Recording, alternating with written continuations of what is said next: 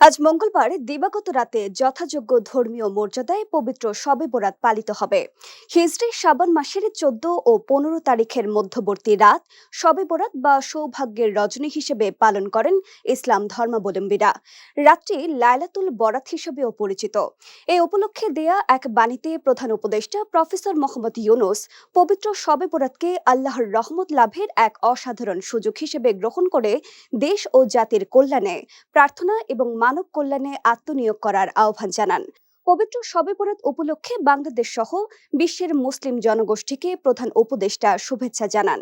প্রধান উপদেষ্টা বলেন, মহিমান্বিত এই রাতে আমরা ইবাদত বন্দিগি, দান সৎকার মাধ্যমে মহান আল্লাহর নৈকট্য ও ক্ষমা লাভ করতে পারি। আত্মসমালোচনা ও তওবার মাধ্যমে জীবনকে সঠিক পথে পরিচালিত করা এবং গুনাহ থেকে পরিশুদ্ধ হবার প্রচেষ্টার মাধ্যমে আমরা অর্জন করতে পারি আল্লাহ তাআলার অসীম অনুগ্রহ, বরকত ও মাগফিরাত। এ রাতে বাসাবাড়ি ছাড়াও মসজিদে মসজিদে নফল নামাজ, পবিত্র কোরআন তেলাওয়াত, ওয়াজ মাহফিল অনুষ্ঠিত হবে। এছাড়া এই উপলক্ষে আগামীকাল বুধবার সরকারি ছুটি থাকবে।